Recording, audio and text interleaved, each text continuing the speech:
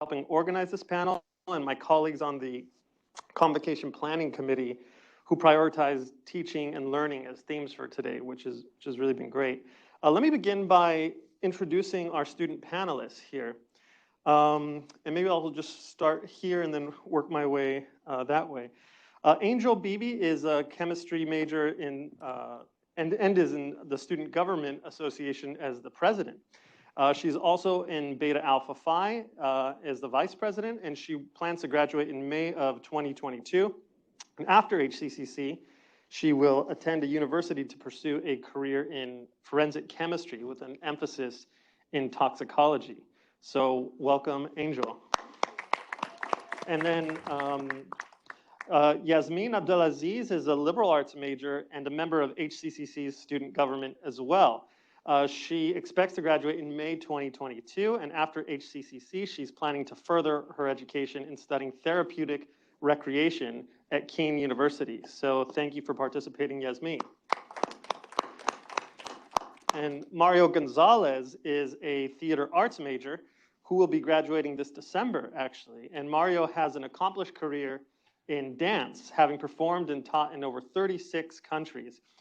He has lectured for the dance program at NYU and is now a yearly guest resident professor at Arizona State University. Mario said he gets out there every April. His ultimate goal, though, is to pursue a master's degree to become a professor in fine arts. So welcome, Mario. So we all know that HCCC's students are dynamic, driven, and inspirational. And we also know that while they chase their educational dreams, they often must balance their academic pursuits with very real-life responsibilities. Some work 1, 2, or more jobs.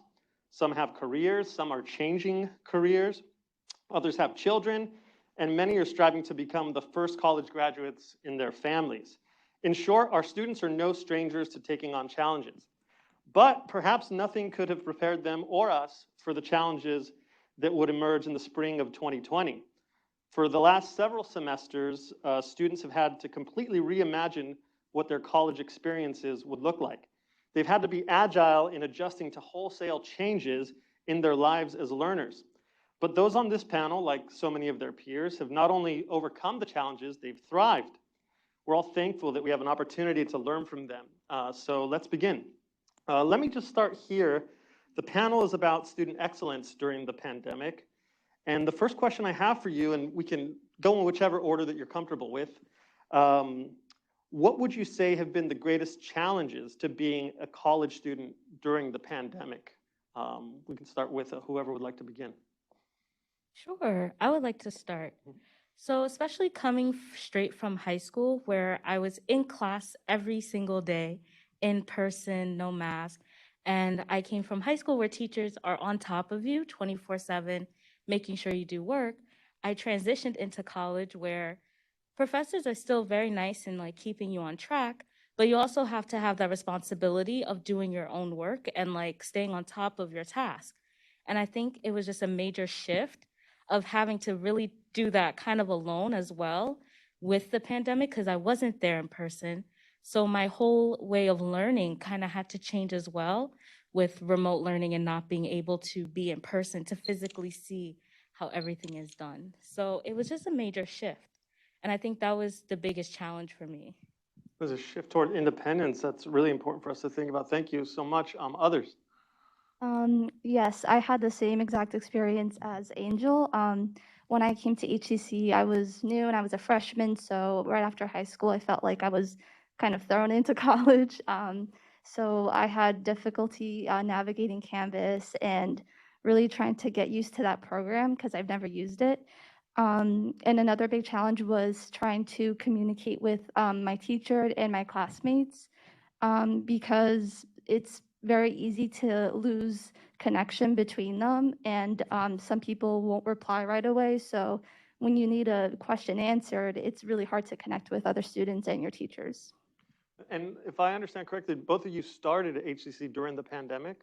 Mario, I'm wondering in your case, because I know that you're graduating this semester, Were you already enrolled before the pandemic hit? And what was that experience like? Yes. Good afternoon, everyone. First and foremost, thank you so much for allowing me the space to be here and for this opportunity. Thank you so much.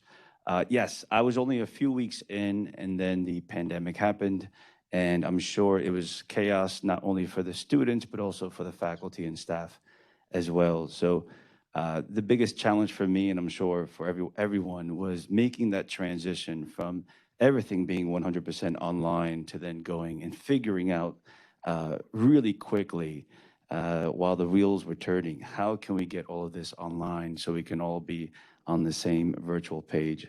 And that was a learning experience, an ongoing learning experience, and it still is for most of us. And that for me was the biggest challenge because I'm old school. I can't speak for everybody.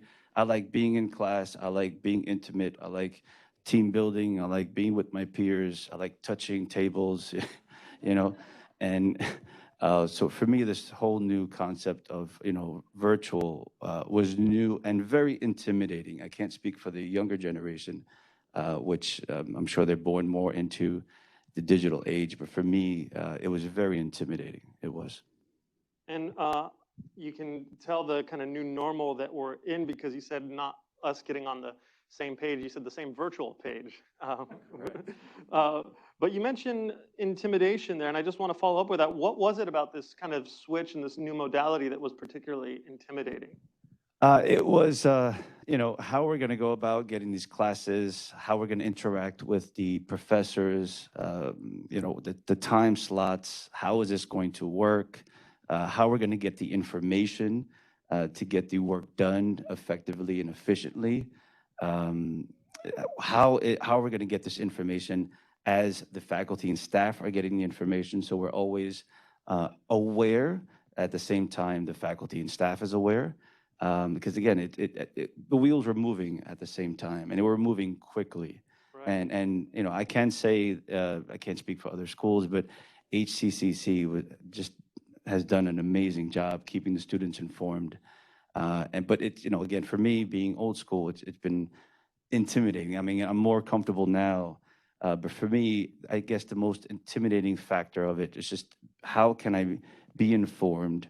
How can I stay interactive with my other peers, not being able to go to the class, talk to them in person, interact with them in person? Now everything is digital. What's the response time of these emails, either with professors or my peers? Is my homework going to be overlooked because now it's sent in through Canvas or an email? So there's a lot of factors and variables in motion. Yeah, I'm just thinking about response time and about how many emails students are getting now, how many email faculty are getting compared to what was happening before. Yeah, Yasmin, you were also mentioning Canvas. Was there anything specific about it that you found was like also intimidating? Was it just a new platform that you didn't have in high school, so it was a whole new way to kind of navigate your learning?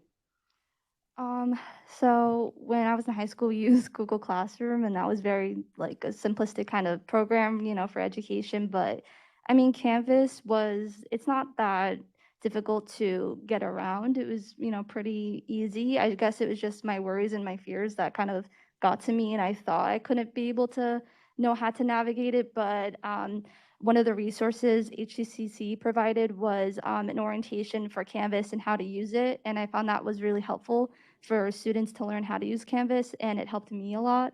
So that's how I was able to really navigate my way through Canvas. Just the novelty of a whole new way to learn a platform, even if it's easy to manage effectively, just not knowing about it could be really intimidating, and it's just something new. So I'm glad that the orientation that way was able to kind of soothe some of those anxieties. So we've talked about challenges here, but despite the challenges of the pandemic, you've all found success, which I've talked about your many accomplishments before we started the panel. What do you think have been your keys to success during these kind of uncertain and challenging times? What have been your keys to success as students at this time? And we can go in whatever order you'd like.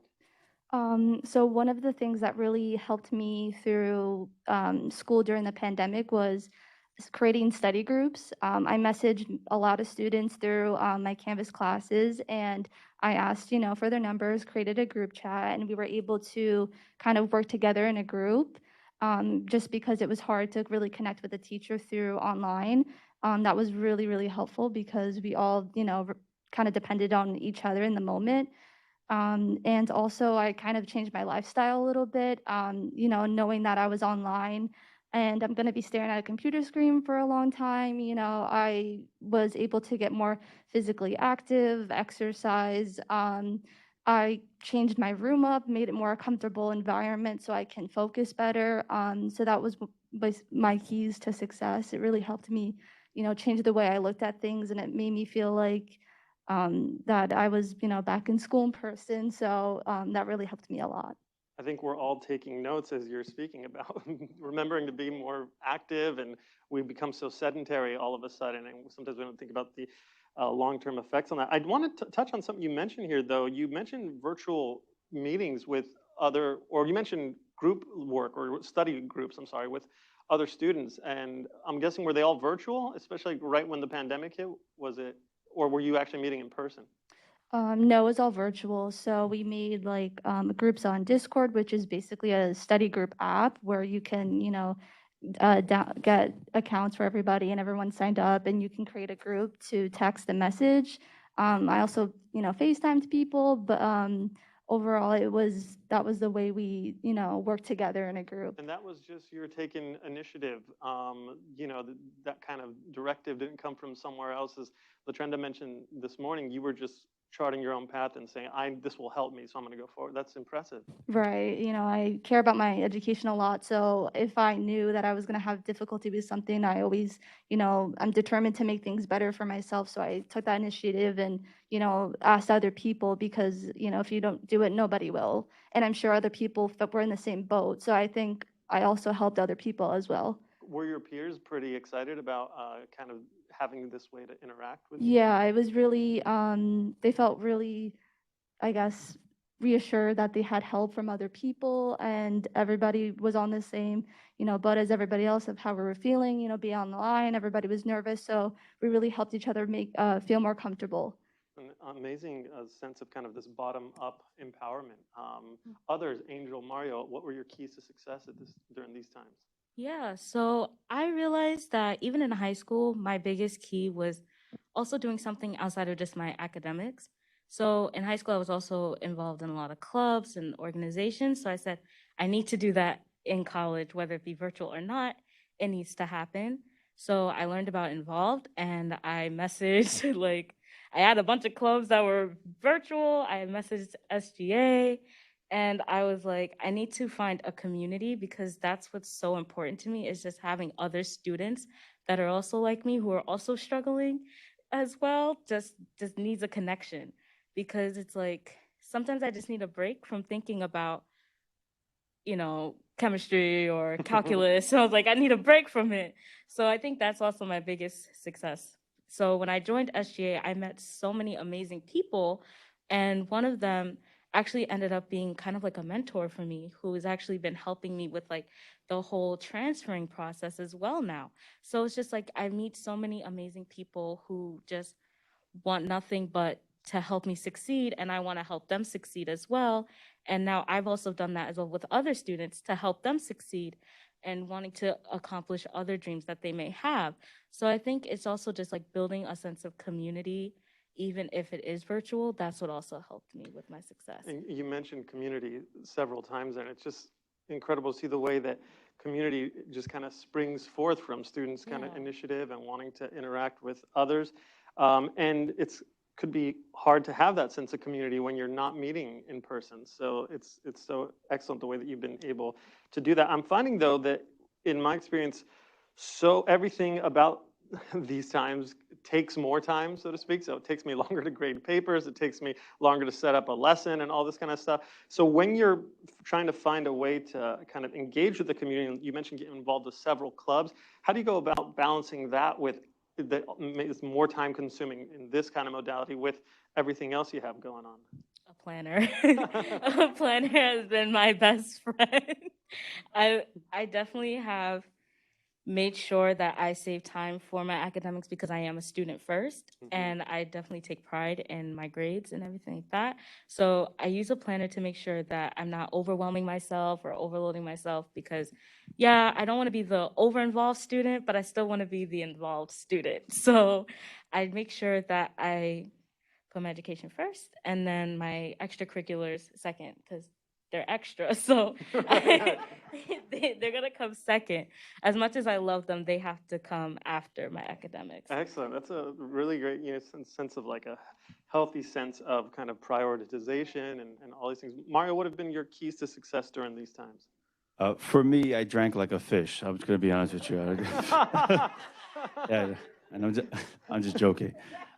Staying focused was a huge priority because now I wasn't in class minus all the distractions. Finding focus was a big challenge of mine. And also my best friend became time management, really micromanaging my time where I have time to study and then find time to find the focus where I can minimize as much distractions as possible. Because there's, when you're in class, you're just with your peers, you're with your professor, those four walls, those tables, and that's it. There's no one coming in to bother you. Nobody's washing dishes. Nobody, the mailman isn't coming in, UPS. There's no distraction. So when you're home, you're at work, or you're somewhere, life can be very, very challenging. And nobody knows that, right? I mean, they're just doing their job too. So for me, time management and just trying to find focus every day for me was the biggest challenge. Also, I called up a few friends of mine and I asked them if they can make believe, if they could be my peers. Because again, I'm old school. I like being in class. I like working with my peers. I like that interaction. So I asked them, listen, if you can ask me a few questions, and that's how I would get through my daily process, and either quizzes, exams, even papers. I would let them look it over, read it, discuss it, get their feedback, then go back. So it was a few adjustments there, but focus, time management, and a few friends. And what you said at the end there kind of ties back to some of what Angel mentioned as maintaining the sense of community. Yes. Even when it seems like suddenly community is being kind of withdrawn. Communal is important, absolutely. So I want to just, and I have a bunch of questions here, but you're all presenting so many great ideas that I'm kind of building off of them. Several of you mentioned time management. You mentioned a planner. Were these skills that you were already really adept at before this moment, or did you kind of have to make some transitions along the way to ensure that you're kind of putting yourself up in a position to succeed going forward?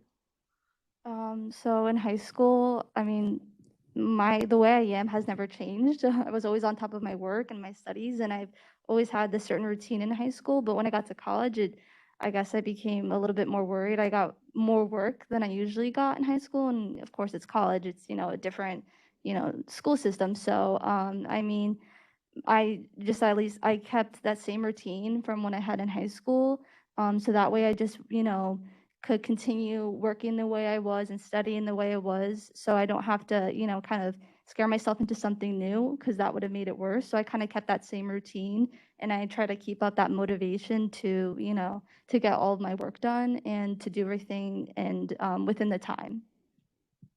Excellent. Thank you so much, Angel. I was definitely the complete opposite. In high school, well, I'm originally from New York, so in high school they definitely used to overload us with a bunch of classes. At one point, I had 5 AP classes, and that alone was just super stressful, which made me a big procrastinator. And those bad habits kind of followed me into senior year. And then once I got to college, I was like, I can't do that because now it's like there's more pressure you really need to stay on top of your stuff. So I actually had to transition from not being a procrastinator to actually going back to staying on top of things. And I think it was really easy for me to do that because with high school, classes happen every single day. And it's like, it's the same classes every single day. But in college, it's like you meet once a week or twice a week for 3 hours or an hour and 45 minutes. So it was like easier for me to balance that. And it was a better transition. I feel like for me, college is a lot better than my high school experience when it comes to work. and like classes. So I found it a little bit easier to deal with time management. And I'm glad that you both going to have, different answers, because it reminds us that there's not one student experience, and that you're all coming from these unique places and backgrounds, but you're all, building on the same idea of really realizing I have to manage my time. I have to prioritize all these different items that are going on at the same time. Mario, did you have to make some big transitions, or was this already there for you? For me, timing is everything. I always run a tight ship in my life. However, it's like I mentioned before, when you're physically in a classroom, you are committed to those four walls, your peers, and your professor. That's it. No distractions. But at home, you need a much larger discipline. The fridge is there. The remote control to the TV is there. The whiskey bottle's there. There are so many distractions at your discretion. And we're human beings. We get distracted. It's part of our nature, right? So for me, it was just finding discipline, finding that, that extra strength to just, again, stay focused, put those horse visors on, and just be committed to what I need to do, get it done, and then continue with my daily routine. But it's always being committed, staying on time, staying on top of things. But when you're at home and when you're in the office, when you're out and about and you're not in the office, or I should say when you're in the classroom space, there are so many distractions. There's so many other obstacles at play. The dance teacher reminds us that timing is everything, which is really important to remember. You all mentioned some things that were new, and then what I'm wondering here is, suddenly there's this transition, whether you're continuing at HCCC like Mario, or whether the two of you are kind of going from high school to HCCC, this transition to fully online, and whether it's remote or fully asynchronous, whatever it is, right? So you're having to kind of reimagine your entire kind of sense of being as a student, and this can be daunting. But what some of my colleagues and I have discussed is that some things that we learned during the pandemic were like, oh, I'm going to hold on to that going forward, right? And I know, like, discussions I've had with Professor Gallo, he's mentioned actually remote works really well for my film class, right? So I'm wondering, was there anything that actually was easier about switching to this kind of new modality? We know there were many challenges that we kind of discussed, but anything that you actually really enjoyed about it, or that you maybe not enjoyed, but maybe said, oh, that was kind of useful? Oh yeah, there's there's pros and cons, right, with everything. The convenience of just rolling out of bed, not doing my hair, getting online, and easily, just I'm in class and not have to worry about driving and getting here at 3 a.m. looking for parking. Yeah, there's a lot of pros and cons to that, but again, with that, there's distractions at home. Like, for example, I have great internet, but it's not perfect. Sometimes there's outages. Something happens to the router, and the router goes down, and then now I have to reboot the router. Or there's 42 devices on the same router, and now it's acting up, it's slowing down. So it's not allowing me to fully, work at the potential that I need to with the rest of the classmates. Or someone else's internet is slow. Or, I don't know if anybody experienced this as well, and this drove me crazy, and I apologize if I'm saying this. I'm online. Half the students don't have their screens on. Half the students, you can only see this. A quarter of them are in bed. Again, as an instructor myself, it drives me crazy. It starts at the top, right? It starts with the parents and all, but stuff like that is also a distraction to me, because I'm trying to listen to you or Professor Gallo or anybody else, and I'm looking at, like, get the hell out of bed. Come on, man. This starts with you. You're setting the wrong tone for the day, So there's more distraction. So yes, it's convenient. We can roll out of bed, turn on the computer, and we can work and send things in remotely and digitally, but there's a lot more distractions at play. I'd rather be in-house. I'd rather work with my peers, team building, and get to know everybody too. This is the first time I've had 2 classes with Professor Acevedo, and this man right here has changed my life. I'm gonna tell you right now. No. I'm serious. Well, that's another conversation, but But I've learned so much about, I mean, I thought I knew about history, but he just opened up so many doors for me. And this is the first time we actually meet. So go figure. Yeah. And you reminded me at the tables, this is the first time that Yeah. we met. I was like, Yeah. yes, it is. So, you know, that's the stuff that's troubling. You know, here's a man who's just feeding me so much knowledge and wisdom. And almost a year later, I finally get to meet him, you know? And life is short, you know? So this is why I like the in-house. I like to be more personable. But there's pros and cons with everything. I'm sorry for the long That's answer. quite all right. Angel and Yasmin, anything that you found maybe that really worked and was actually that you're taking with you as like, oh, that was great, or that like Mario kind of described it as double-edged sword, all of this? Yeah, so my mom is actually a student here as well, and she's studying nursing. So both of us being at school at the same time, but I also have a little sister who's only 21 months. So there's a baby at home, and it's just me and my mom and this baby. And and I tell you, being remote has been the game changer because my mom has been wanting to go back to school for so long. And she was like, I have to go back because if I don't go back now, I'm never going to go back. And she's like, this has been the game changer because she can do her classes online, especially because like she's really just retaking certain classes. Mhm. So it's like she already knows the material. So she's able to do those online and like continue to get her credits while I'm also at school and also like online too, just in the other room. And, you know, sometimes I'm in meetings and stuff like that. So it's been really great being able to do that without one of us having to sacrifice something Mhm. because that's been like the biggest thing because I don't want her to sacrifice her education, but I also don't want to sacrifice me getting an education too, because I want us to both get an education and succeed at the same time. So that's been like the best thing so far, both of us being able to go to So it school at the offers same this time. kind of flexibility for Yeah. not having to make such a difficult choice of Right. either, I go or you go, right? Right. Yasmin?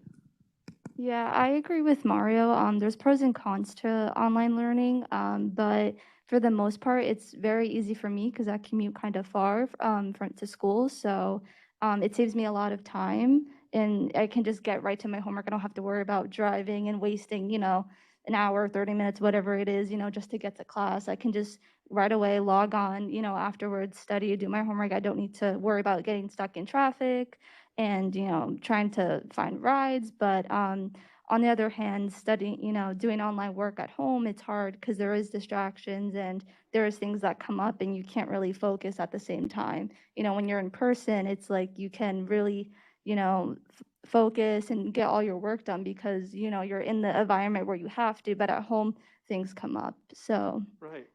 Um, you know, everything you're all saying right now is kind of getting the wheels moving in my head. And one thing I'm remembering is Mario talks about the impact of other students having their cameras on or what's going on with those students. So several years ago, I interviewed several of my students for a pedagogical project outside the college. And I asked them about some of the challenges of being a student at community college in general or HCC in particular. And I thought they were going to talk about, I don't know, parking and like heavy workloads and all the, like some of them were parents, all these kind of real serious responsibilities. But several of them mentioned that if other students in the class are not engaged, that impacts them.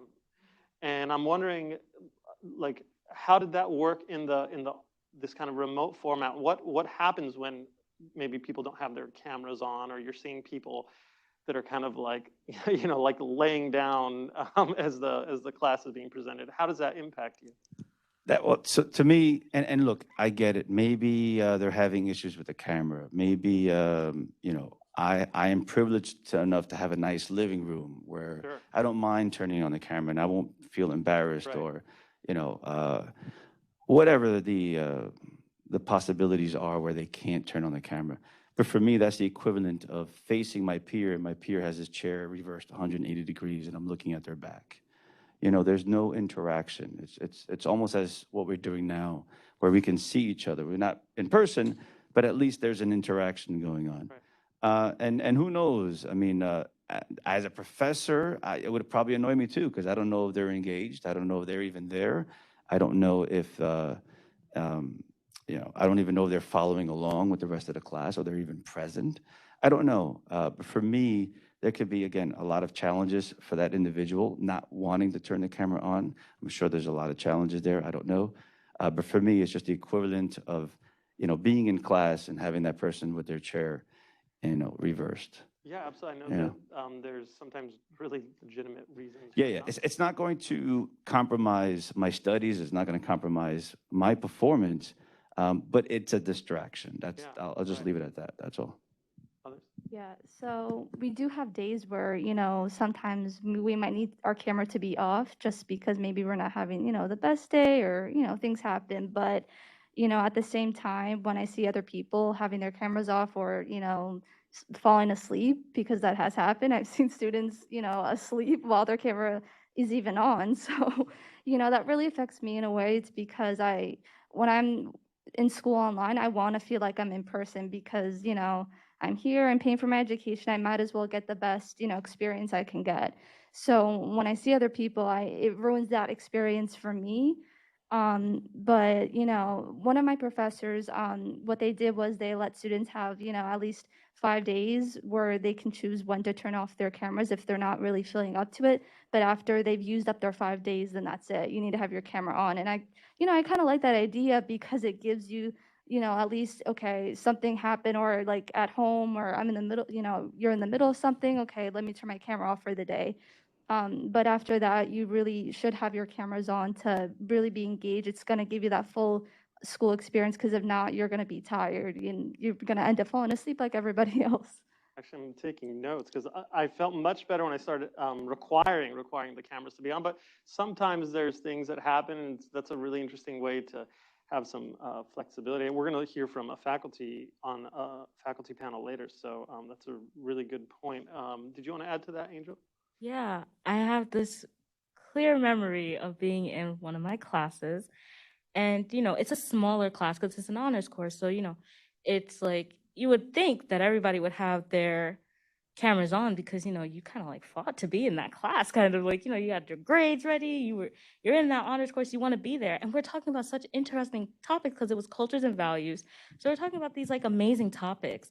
And she gives us these amazing readings. And then we come to class and they don't know what the reading was about. How do you not know what the reading was about? There's a quiz before the class. Right. So you didn't take the quiz? And then the professor will come into our breakout rooms and be like, why is nobody talking? Why aren't your cameras on? Like, you guys didn't send me an email saying that you didn't need your camera off this time, because she was the type of professor that was like, if you can't put your camera on, please email me ahead of time so I know, or else I'm going to call you out and say, put your camera on. So it was just like that, because it's like when breakout rooms happen, when you have a really good, strong group of individuals, the conversations are amazing.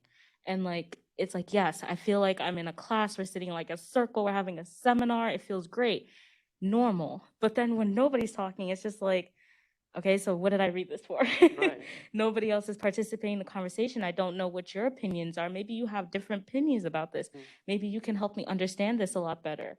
But like when nobody else does what they're supposed to do, then it also kind of discourages me as a student, because then it's like, so do you not care as much as I do? Like, it's just weird. It just feels like this like imbalance of like exchange. Like I'm doing this, so why aren't you doing this too? Like we're supposed to be doing this together. Yeah. So earlier you discussed, community a lot, and sometimes I think students think, well, if I don't prepare for class, then I just won't do as well on this quiz or this assignment, and then, or I'll just be quiet today, but maybe not always think about that you're entering a community of learners, and then how the way you approach the class will shape that community. And I think you're, reminding us how important that is. Speaking of community, you earlier discussed clubs that you're both in and student government and this kind of thing. I'm just wondering about campus life during the pandemic. How did that go in terms of being able to be at home, but still, there's events, there are activities, there are sometimes guest speakers, there are clubs you want to join. You got involved in some of this during very kind of unprecedented times. So what was that process like for you all? So coming into college, I knew right away I wanted to be involved. I love leadership and I really wanted to join clubs and maybe even start one. But when I tried to join a club through online, because there were Zoom meetings for, the meetings, nobody logged on. And I tried contacting the advisor, but they were really not present and the club was not even active. So I felt a real big disconnect between me and the social life here at HCCC.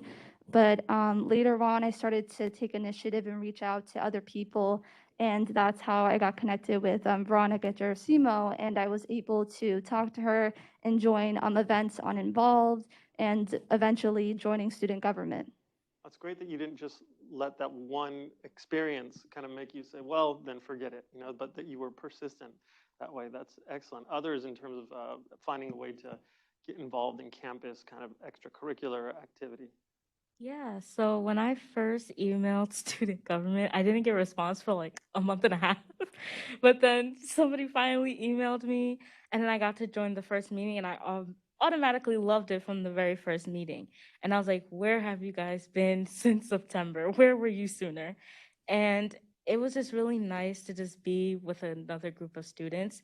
And then when Student Life hosted trivia nights, like that was really fun too, because it was just like a bunch of students who were just like laughing, cracking jokes, answering these questions, looking at the answers like, why is that the answer? Like it would be really fun, getting competitive. And then when student government did table talks, which were really nice because we like interact with other students, we met other students that eventually joined student government. And so those people like now my closest friends. And now I have really close friends here, especially because I moved from New York to New Jersey in the middle of the pandemic. So I didn't know anybody. So it was really nice to now have friends because now it's like we plan events just like outside of school as well. And like we talk to each other almost every day. So it's been like really nice to have that. So it sounds like, and you speak so excitedly about like forming a community, and then kind of establishing these really important friendships, relationships. Do you think all of this has, something like a trivia? We tend to think of like the student life being different from like life in the classroom, but do you think getting involved like that and establishing this community does impact your kind of your learning in the classroom too? Absolutely. Because I definitely do think it helps me be more outgoing too. Like when I'm in those classes where it's like really awkward, I will be the first one to start initiating a conversation and then somebody else will add on and then it'll be like this whole domino effect. And it's like finally some action, like something's happening in the class and it feels really good. Or it gave me like the confidence to like want to reach out to other organizations, be like, hey, like, am I eligible to do this? And one of those was B2B, and I got to work with Professor Tot, and I got to meet her before I even had her, which felt really good too, because I was like, great, like she knows my name before I even get to the class, and she knows I really like chemistry, so it was like really great to do that as well. So I definitely think once you start getting involved at one thing, you're gonna want to do more. Right. Because then you're going to start networking with a bunch of other students and faculty and staff. And especially when you start networking with like other adults and like they start to put you in other directions, it feels really good too. Right. And then you're making it sound like it's got this domino effect Yeah. into other places. Yeah. Yasmin, you're kind of nodding in Yeah. agreement. No, I just like to add that joining clubs and being involved really also helps you break out of your shell. It helps you become more confident to answer questions, to participate in the class. And you meet so much more people that you can connect with, those who are in your major, that's how you make friends. That's how you create groups to work together and network. So it really has its benefits, in the class. Yeah, I know that you talked about making it feel like, giving you more of a voice in the classroom. And I think that maybe participating in campus life can make you feel more like you belong. Like I know that oftentimes I was a first generation college student. You go to university and all that kind of stuff, and you're like, sometimes you may even have like imposter kind of syndrome. Like, do I belong here? I don't know some of the words that are being used. I don't. My parents didn't go to college. So then you're in this situation where you feel like, oh, I'm engaged. And we have this whole kind of Hudson is home idea that is really, you can see it kind of resonate here. I think that's great. Mario? I'm part of the Phi Theta Kappa, and we did a couple of field trips over to Liberty State Park to do a lot of cleanups, which was awesome. And I know Professor Tat as well. I love you, girl. Find out. She's amazing, by the way. I'm gonna tell you right now. and just I love just being a part of the environment, cleaning up and helping out. And like I said, it's team building, it's building self-esteem and confidence, awareness, working with others, establishing a relationship with others. And I think being in a group is important. It's very important. It's also building that awareness that not only I can do it, but others can do it around me as well. You're also, not only doing it for yourself, but you're helping the environment. Yeah, I mean, I think it's very important that we're all a part of something, right? It's very communal. So it's very helpful that we all take a step to join something, right?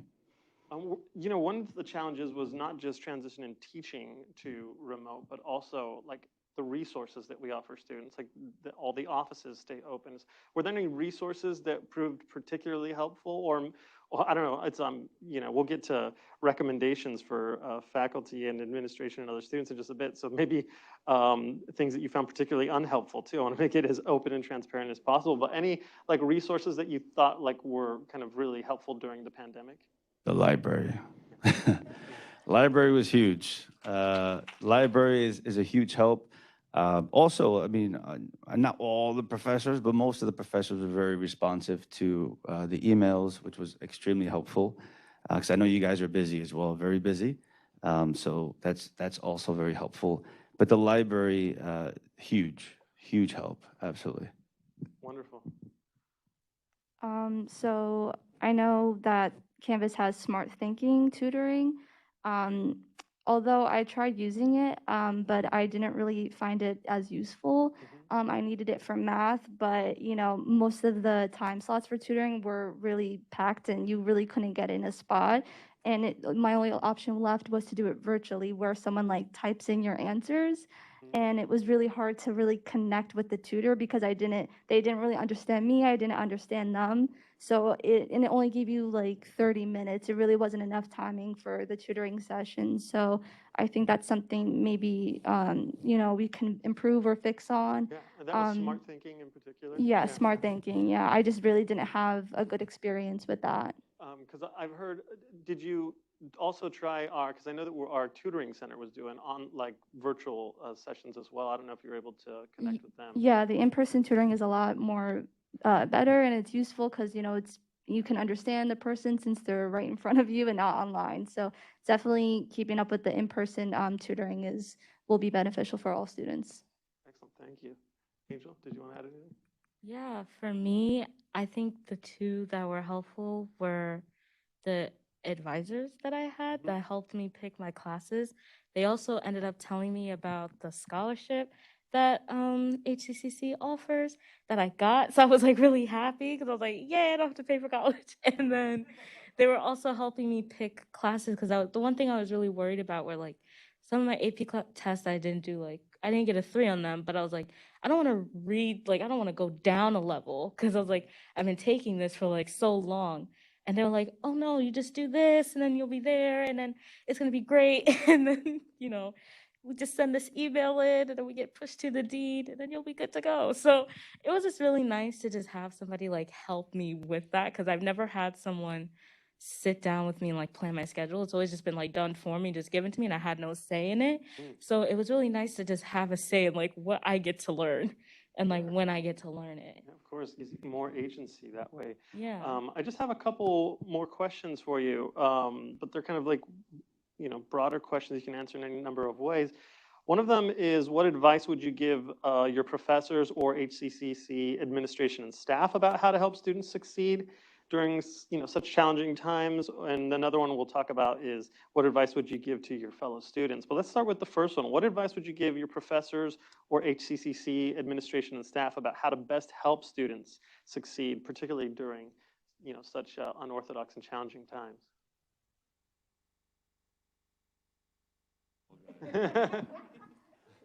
I've had a great experience. I've been very blessed to have amazing professors who've been very engaging.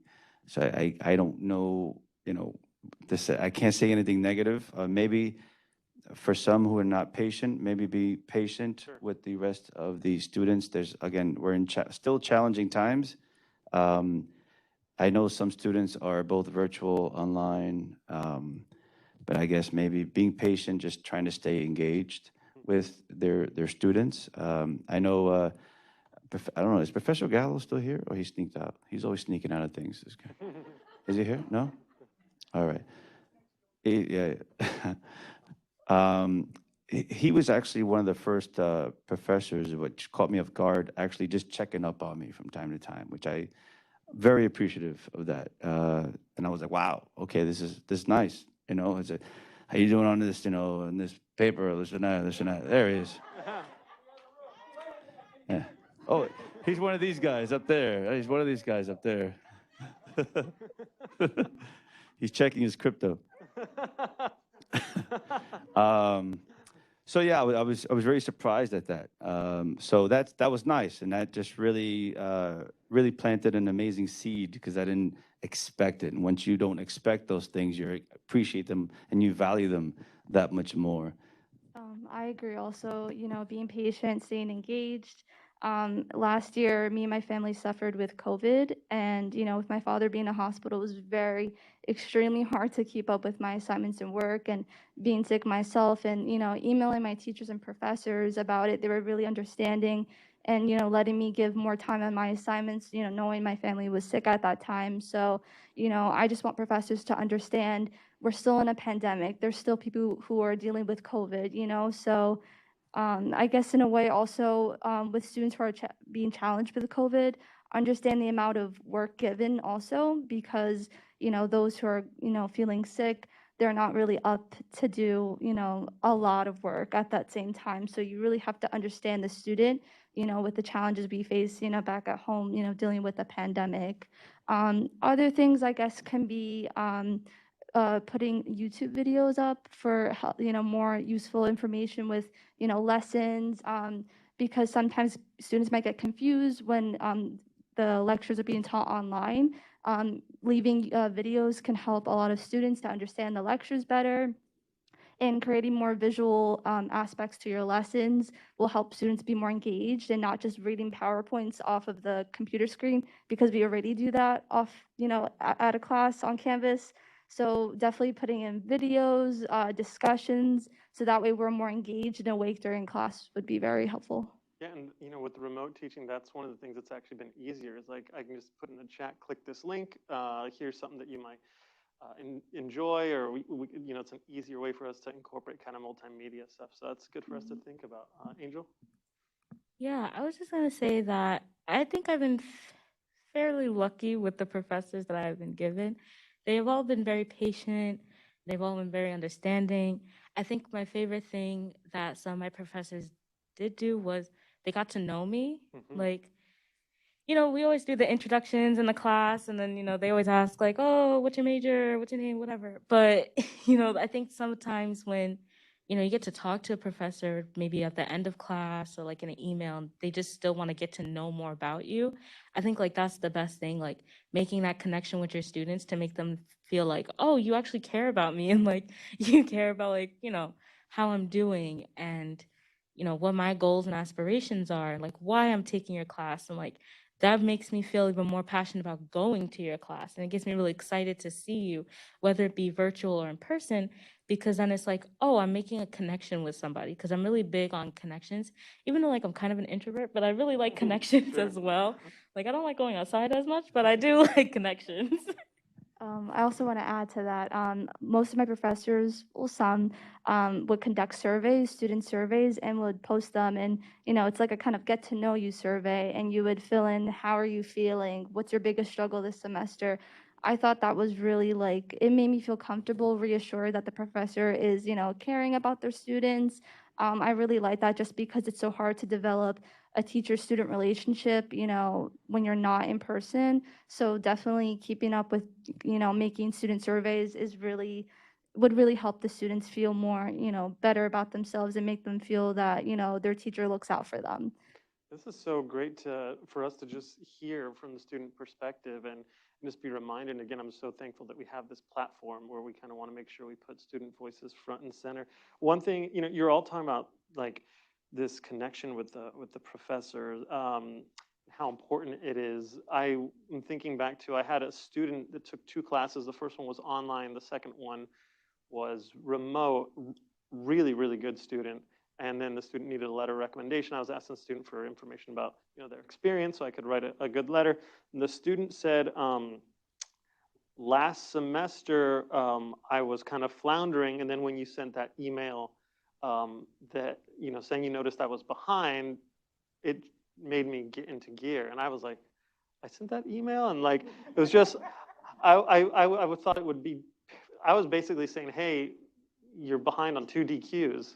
Like, and you've been doing a really good job. And then all of a sudden you're behind on 2 DQs. So I was just thinking, hey, there's a deadline coming up, and I wasn't thinking that how impactful just that one, personal reaching out could be. And several months later, I'm like, oh, so that's really good to hear how important those kind of little, I guess, points of kind of care are for you. Just to touch up, I mean, I know you guys just see yourselves as professors or whatnot, but, we do, as students, tend to establish a relationship, like a family, and we look up to you guys. We really do. And we value what you say. We value what you do. And, we build this bond.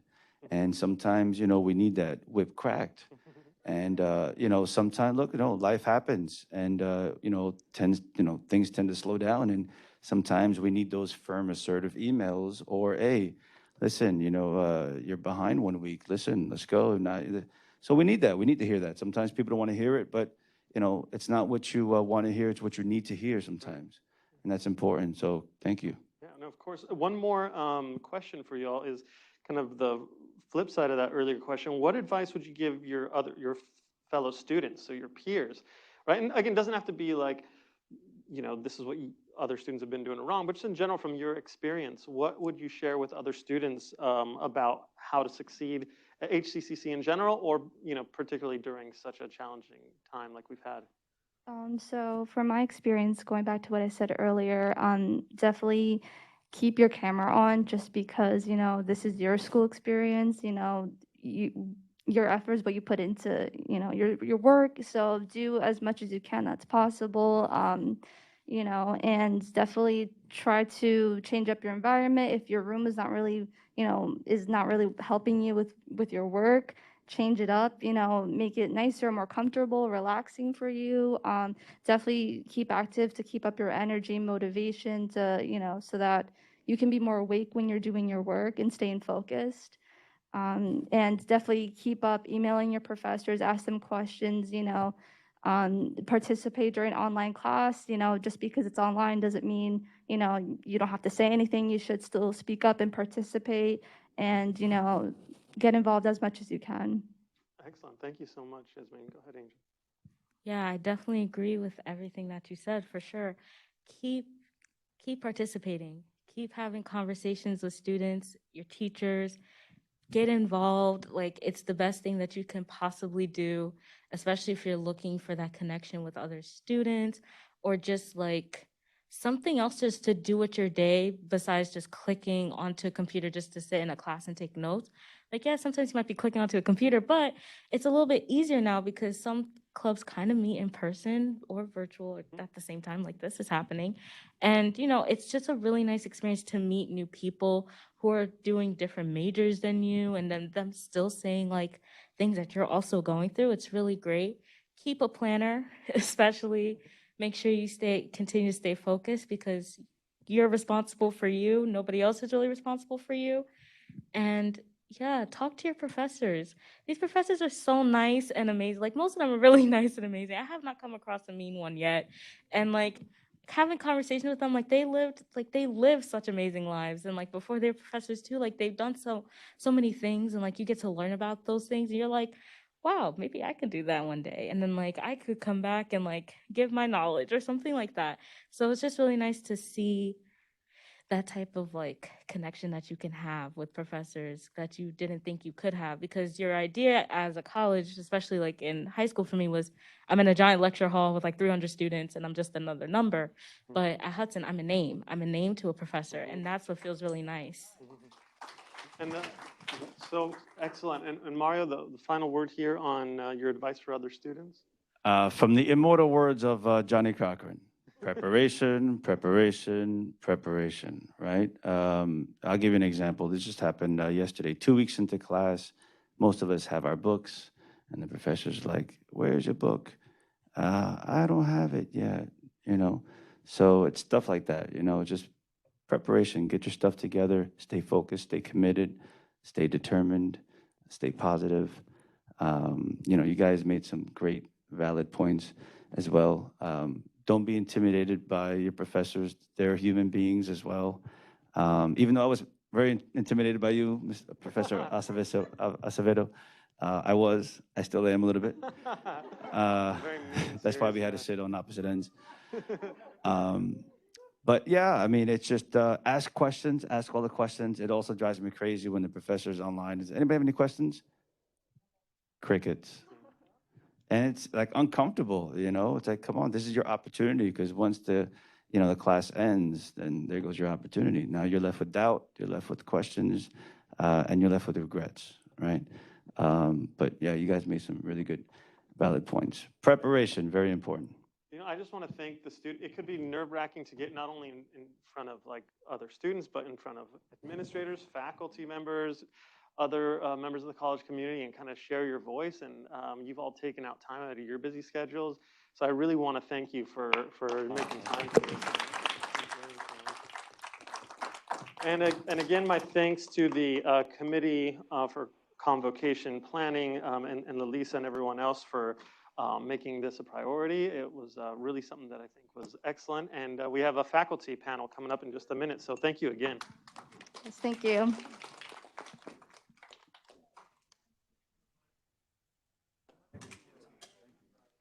That was absolutely fabulous and amazing. And we thank these students for participating in the midst of their classes and all their activities. We really appreciate their comments, their suggestions, their ideas, and we are going to transition.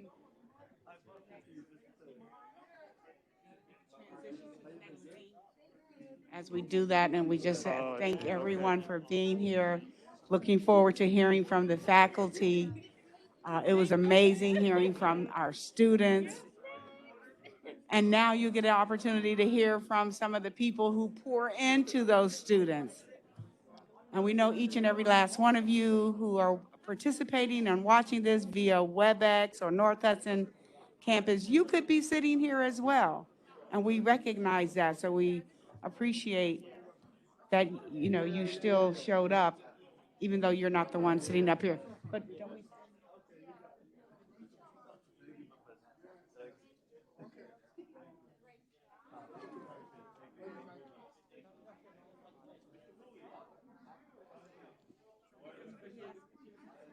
You are going to be the first one. Right next to Michael-ish. Like move them over a little bit-ish. No. He needs no introduction. Is No, I'm Jerry kidding. Lamb? Right, so as you can see how much excitement hearing from the students create, and that's what we are very grateful for, very thankful for. And Michael Felice is getting ready to start the next panel. So we're going to ask everyone to please take your seats so that we can get on to the next portion of convocation. This will be the last activity of the day outside of a snack. If you're here in Jersey City, it's ice cream and popcorn. So make sure if you're watching via WebEx, you come down here to the culinary building, the E building. Stick around. If you're in North Okay. Hudson, there are snacks there for you. So Are we Michael about to Felice, get I'm going to turn started? it over to Michael Felice. We're asking everyone to get seated. And then at 3 o'clock, you can do more networking. So we appreciate it. It looks like everybody's ready to go.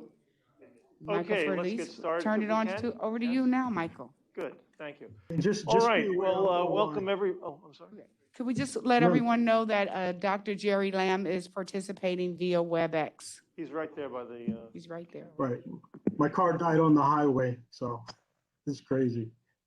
I'm here. all right, well, thank you everybody for sticking around and being part of this last event here. I'm Michael Felice. I teach sociology here at Hudson County Community College. And our issue for today is a panel discussion on faculty-student success. We begin at 2 and end at 3. I want to thank Lisa Williams and Peter Cronrath, who invited me to do this. It was very nice of them, and I welcome the opportunity. I'd like to introduce our panelists. We have 4 panelists today, faculty members. Dr. Sirhan Abdullah, Assistant Professor in Health Science. We have Professor Joseph Gallo, Assistant Professor of Humanities Theater. We have Dr. Jerry Lamb, somewhere in the ethosphere, Assistant Professor, Social Sciences and Criminal Justice, and Dr. Fatma Tott, Instructor of Chemistry in STEM. Welcome all of you, if we can all give them a nice. So our colleagues have been asked to share their pedagogical insights and teaching experiences and best practices for student success. Today's panel discussion will center on what I've entitled Faculty Student Success, and I'm following up here on some of the holistic insights gleaned from our College Service Day keynote speaker, Sarah Goldrick-Robb, that the conditions for the possibility of student success are inseparable from the conditions for the possibility of faculty success. My hope is that our discussions can draw out these complementary interconnections. I will ask a series of questions. I'm probably going to adjust them, maybe cut some out if necessary, but there'll be 3 sets of questions. The first set will be on the relation between definitions and practices. The second set will be empirical questions. Who are our students? And the third will be a single question on what are the necessary conditions for success? Okay, so the term student success is what is sometimes called an empty concept, and that's general and an abstract idea, which is devoid of particular or specific content. Though it may refer vaguely to something familiar, it does not offer a definition of itself. Student success, therefore, allows for many different and possible definitions and measures, which is the approach I want to follow up with us here today. So the first set of questions for our panelists are, I'll mention them and then I'll ask each one of you. What is student success? How do you define it? How do you adjust, second question, how do you adjust or organize your teaching method and the classroom experience for your students in relationship to your definition of success? Another way of putting that is, what would you identify as the best practices for accomplishing your goal for student success? And the last question is, and I'll repeat these when I ask you, third question is, by what measures can you assess your success in your students? So we'll have, there'll be other following questions on this. This is the first series. I'm going to be tight on time. I'm not going to kind of just say you've got 2 minutes, but I want to be tight on time. So please be concise and considerate of the time. Dr. Tott, can we ask you the first question? What is student success and how do you define it? To me, student success is how well students are prepared to accomplish their current and future academic and professional goals. Can I answer the other questions? Please, yeah. Okay. You're saving a little time. Okay. Beginning of each class, I ask students why they are taking courses, my courses, why their long-term goals, and try to know them better. And during the semester, make connection between the course materials they are learning and their long-term goals. This shows that I care about their future and I am there to help them to reach their future goals. And also making students feel comfortable in the classroom will help them ask questions about subjects they are learning or other questions they may have in general, other problems or general questions.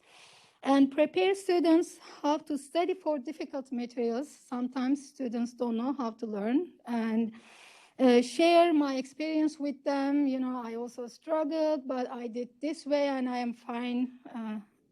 Share my experience. Break down the materials in a way that's easy to understand, especially for underprepared students. You know, make it like small pieces, then they can understand it better. Even if students do not know the answers, encourage them to participate in class activity, try their best, and help them when they are answering questions if it is necessary. And during the lecture, this is how I do, teach 15-20 minutes and then ask questions to see they understand the topic or not. If they need more help, spend more time on the subject. And sometimes asking student feedbacks about their learning process help me how students are doing in the course, and if necessary, make some changes.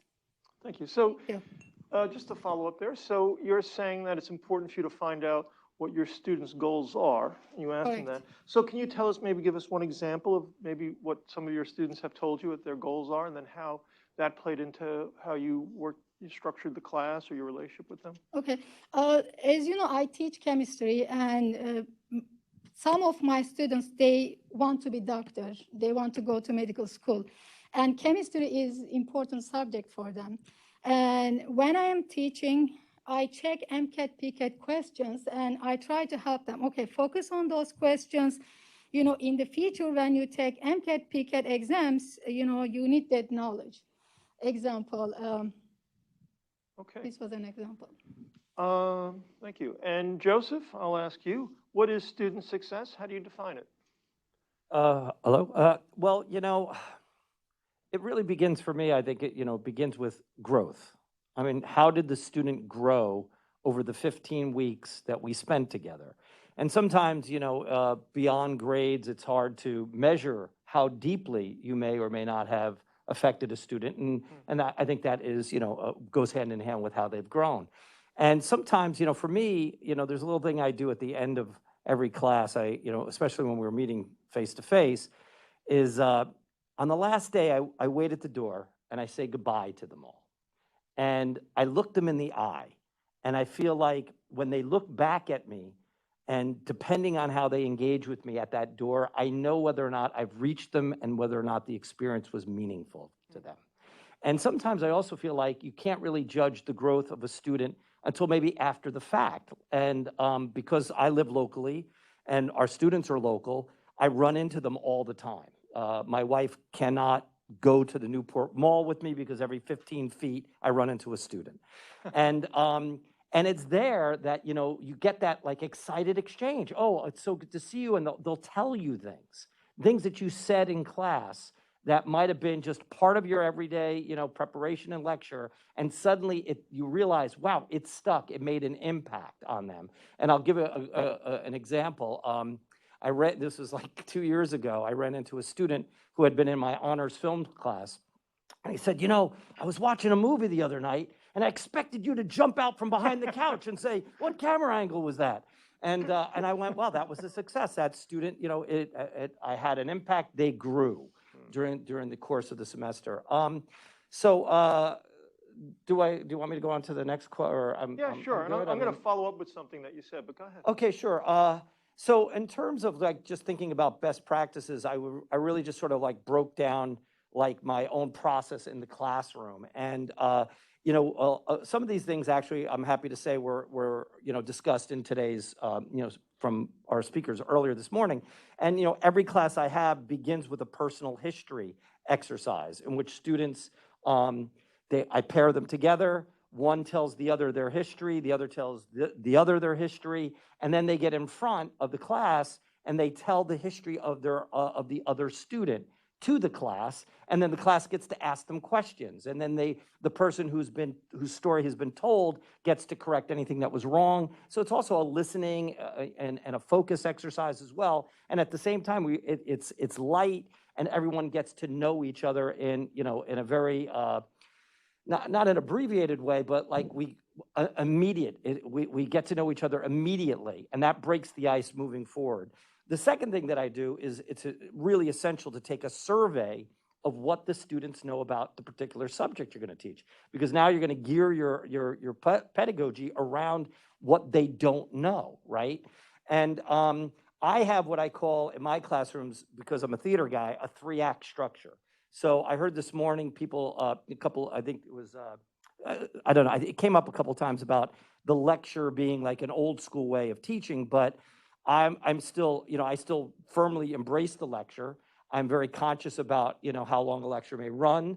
It's important to ask questions during a lecture. There's ways to break the lecture up so it doesn't seem like a lecture. But because I'm a theater guy, lecturing is performing, really, in a way. And so that's a strength and not something that I'm going to take away from my own teaching. So I start with the lecture. Then I support that lecture with either readings, video, interactive exercises. And then the last thing is an assignment that will be essentially their homework that we begin in class, so that I know that they're on the right path, and that if they have any questions, I'm right there to help and guide them from that point on. I have a whole slew of exercises and things that I do. I love to flip the classroom. I heard some of the students talking about, showing up for class and, half the class hasn't done the reading. So it's really hard to have a discussion and, within the classroom if half the students haven't done the reading. So I flip the classroom. We do the reading in the classroom, okay, in real time. And then when they go home, then they can go home and do an assignment, okay, related to what we've just experienced. So you kind of, I find that that's a more engaging way for them to be involved and at the same time accomplish the goal of get them to do the reading. Give them choices of exercises they want to do. Here's 5 exercises you can do tonight for homework. Which one do you want to do? Student's choice. They love that. Choices are great. The I paper, as opposed to a research paper, a paper that is I feel this. This is how I feel about this. This is how I experience this. And oftentimes that turns into something personal is revealed, or at the same time, they will, they'll relate it to their own life within their own household. And I feel like they can relate to the material better than if I was sending them off, like we were hearing this morning, to do like a 6-page research paper. Some other things, let me see. Well, hold on, Yes. because I want to make sure everybody Sure. has a little bit of time. Actually, I'm going to follow up very quickly on Go something right. you just said. I'm going to give you another Go right ahead. half a minute. Yep. So actually, you mentioned one of my follow-up questions, so I'm just going to ask it to you. Good. So are there types of success that you would hope to achieve with your students that are not measurable, or that they're hard to measure, or maybe therefore escape assessment, or things that happen maybe they may develop way after they leave your class? Well, I think I answered that, right? I mean, Kind of did, but I any answered that. thoughts on that you can? Nothing more. I mean, I think I answered. Wasn't that question the 2-part question? Wasn't there something in parentheses under that? What? Yeah.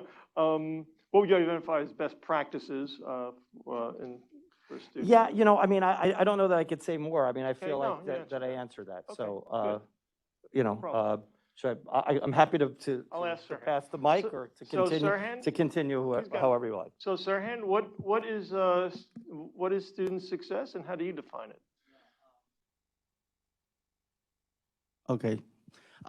So, we often associate student success with just, achievement, a final grade, an exam. To me, student success is how involved are my students in the classroom? How engaged are they in the classroom? If I have a classroom of students who are actively engaged in their learning, I define that as success. To me, it all starts from day one, icebreaker activity. Every single class that I teach, remotely or on ground, I want to get to know my students on day one, and I do that for a reason. 1, because I want to get to know my students, and 2, I want them to know that they're in a very comfortable environment, that I'm not just your professor, I'm your mentor. I'm just another, you were easily hear it from our student panel. The best experiences they had was with professors who were, they were very comfortable. They had like an open door policy. They could freely talk to them. It's not just about the schoolwork. Student success to me is when students are able to understand real life examples of what we teach them, right? So a lot of students always wonder, okay, so we teach a lot of the more difficult courses, anatomy and physiology, medical terminology, pathophysiology, the very challenging courses. And sometimes students, when you're teaching them things, they're like, why is this important? Why do I really need this? And, I teach a lot of students who are trying to get into the nursing program. And I tell them, you're going to be a nurse. You're going to be working in a hospital. This is important. You need to know this concept because you're going to use this in this setting. And I think one of the things that happens with our students is it motivates them to really persist and continue with their education when they understand the connection between what a real life example and what they're learning in the classroom. Okay. And just to add to the second part of your question, Michael, about how do I do that? If you ask my students about me when I teach, I do a lot of active learning and student engagement. I'm not the professor who stands in front of a classroom and reads off PowerPoint slides. I just don't do that. Yes, I use PowerPoint. Our students are visual learners, but for me, it's active learning and student engagement. And no matter what activity I do, this is the activity that's going to work for whatever it is. My students, I do flipping the classroom. I do pause and I ask questions. I incorporate a lot of comedy in my classroom too. Sometimes I'm not funny, but students actually really, they enjoy it very much. They become very, very comfortable, and then they're not afraid to ask questions. I find that when, you fit in with your students, they tend not to be afraid to ask you questions, So active learning and student engagement is the key to student success and for us to be able to retain our students. Like if I teach an anatomy and physiology section, AMP1, and I know in AMP2, I start to see the same students in AMP2, I know that that's student success because students came back, they want to continue with, the degree that they want to pursue. And you could see that they're somehow motivated to continue their learning because, that's what student success is all about. I don't know, is there another part to the question or? No, I think you hit it all. All right. I'm going to follow up with some things. Thank you. And Jerry, you're out there somewhere? Yeah, I'm right here. Good. Do you want me to repeat the questions or you got it? No, you're fine. I'm fine. So, obviously I teach criminal justice, and one thing I really think we have to understand, when the students come to our college is they may not necessarily end up in the career that they start at in terms of earning their degree, right? So they may earn a degree in criminal justice, but I have students that own their own business, another person's in construction, so they may not even stay in the profession that we're preparing them to. So when we talk about success, it has to be a holistic approach. It has to be a holistic approach. And what do I mean by that is one aspect is obviously academics when they come into our classroom, right? So for example, I have, writing assignments that they have to do. And initially with the writing assignments, I provide them with examples of what I expect them to do and how I expect them to do it. And then I actually walk them through the steps so that they know step by step what's expected, how to do it. And then I show them the outcome of what their paper is supposed to look like. So this is obviously achieving the dream and other, different, workshops we attend, just talk about that idea of transparency, right? So this is not a got you, this is a learning process. And that's easily measured by using a rubric and saying, okay, their APA is right, their content is right, their grammar is right, or, their structure, organization is correct. So a rubric can measure the success of a student when it comes to writing, right? Same thing's applicable because I do a lot of presentations with them speaking, right? These are the areas that I'm looking at. This is how you're going to be, marked off and accordingly. So now they know the rubric, they know what's expected. They've seen an example of a video of a good presentation so they can prepare. So this is not they have examples, so it's transparent. That's one aspect. But then the other aspect, which is so important, right? It's really about helping each and every student that's in your classroom maximize their potential. And this is what we talk about transferable skills. We don't know what they're going to do in the future, but we do know the importance of communication. We do know the importance of being resilient. We do know the importance of being good listeners. So just like we had in the student panel, the young man complimented Professor Acevedo, right? It was beyond the books. And that's what we talk about when we talk about a level of success. He said, you changed my life. Our goal and my goal, when we're in front of students, is to be that one, to be the life changer, to take them to a next level that's beyond the books.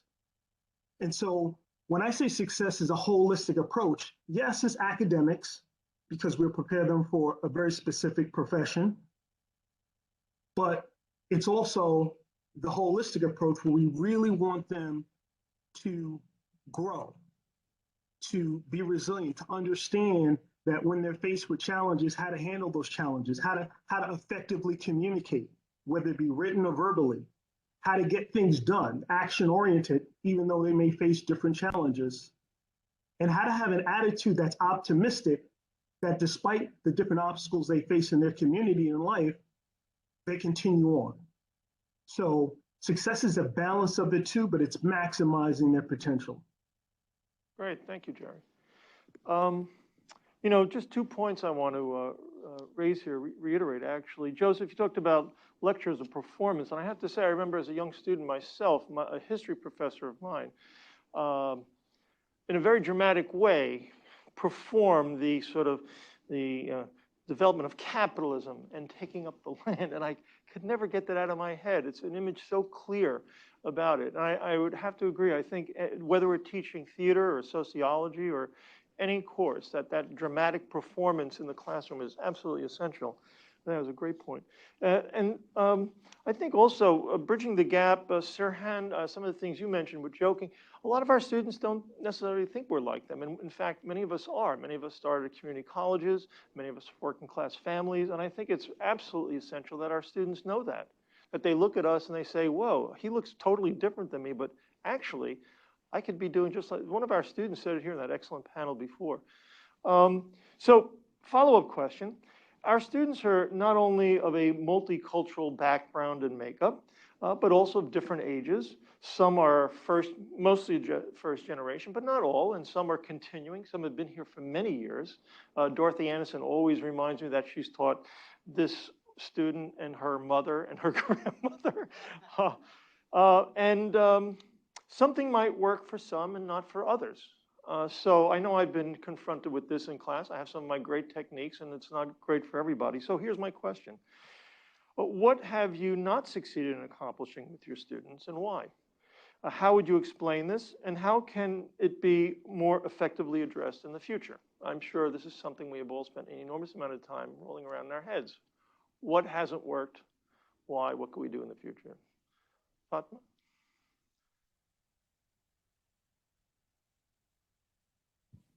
Okay.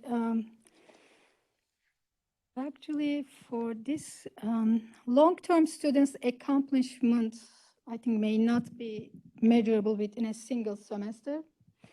Even though it's not very common, some students send email after they graduated and says how their prerequisite course is helping them at work. For me, I think just talking in front of the presentation, not interacting with the students will not help them. That's why it's so important to be interactive during the lectures. I actually. Well, no, let me ask you, what hasn't worked? Okay. I mean, you must have I've had too many of these experiences, I guess. But at the end of the day, sometimes at classroom, you finish and you say, wow, that really didn't go, that worked so many other times. This hasn't worked today. Anything in particular that you've scratched your head about and said it didn't work, and you've thought about maybe why, or how do you account for that? Well, I had recently one experience. One of my students, he was checking his phone very often. I was trying to ask him the questions. He was not willing to answer. And end of the class, I approached him and I talked to him, and it was not a good idea to spend a lot of time playing with his cell phone.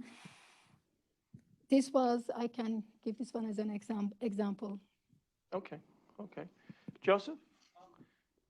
Yeah, I'm going to look at it more of a, it's a, like I just, I just I took Intro to Theater, and we did a major revision on it, and I just put it back into the classroom for the first time in a year and a half. All right, so the first day, I'm trying it's the first time I'm teaching this essentially feels like a brand new class. And so at the end of it, I realized that I had that my PowerPoint was too long, I misappropriated time. And at the end of when the class was over, and this happens to me with every class, and I guess it's more of a micro level I'm talking about here. My syllabus is just covered in red ink of what worked and what didn't work. And when I come back the next semester, the first thing I do is I review last semester's syllabi and then change whatever's in red there. That film didn't work. That lecture was too long. That reading was not effective for whatever purpose I had or whatever outcome I was shooting for. And so I have to I make those changes. And I think, we talk a lot about assessment here, and I think that it's important, that if you're, that you're self-assessing all the time without even being, without being asked or without having a responsibility to, complete assessment. You should be doing it all the time. And I find that that's, and one of the other things I did, and I didn't get to the end of the two things that I do as well, is that I give students a mid-semester self-assessment. How's everything working? Are you lost? Is there something I can do better? Is there some other direction that we can go that would be helpful to you? And then at the end of the semester, I always give my students an opportunity to submit a anonymous, this was my impression of the class. So they submit that, and I can look at it honestly, and I'm not afraid of my evaluations. In fact, I think the evaluations are key. They're important. I can remember early on, I got a low grade for, and I forget how it's phrased, but it was something like, is the professor available, after, available to me or for me for any question I might have. And I saw that, and so from that point on, I just, in my regular dialogue with the students, I'm here every day before class, I'm here every day after class, these are my office hours, come see me at any time.